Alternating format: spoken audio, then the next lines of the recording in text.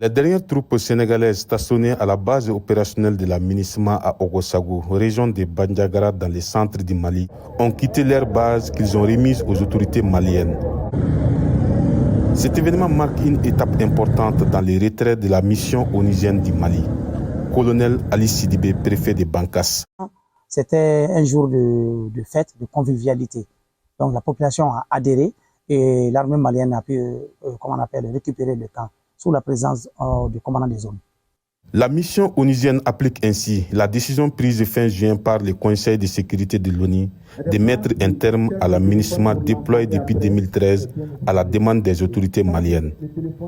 Selon Mamadou Ziguimé du collectif des associations des jeunes du pays d'Ogon, la MINUSMA devrait avoir un mandat plus robuste.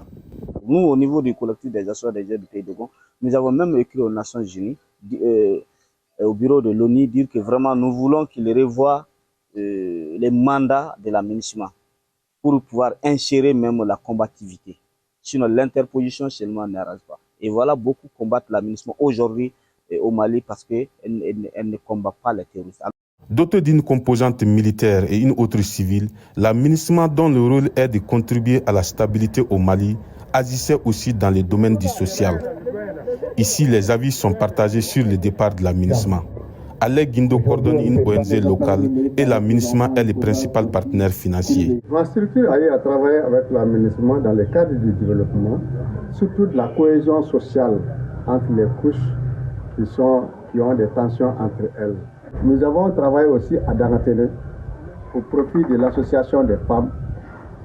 Il y avait des femmes du village, il y avait des femmes déplacées et Dangatene était vraiment archi-com. Et nous avons fait un périmètre maraîcher de 2 hectares pour les femmes. D'autres comme Mahmoud Guindo sont restés sur leur faim.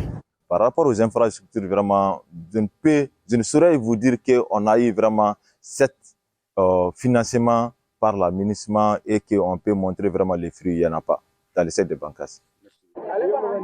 Après Ogossagou et Ber, la mission multidimensionnelle des Nations Unies poursuit son retrait programmé du Mali qui doit se terminer d'ici le 31 décembre 2023.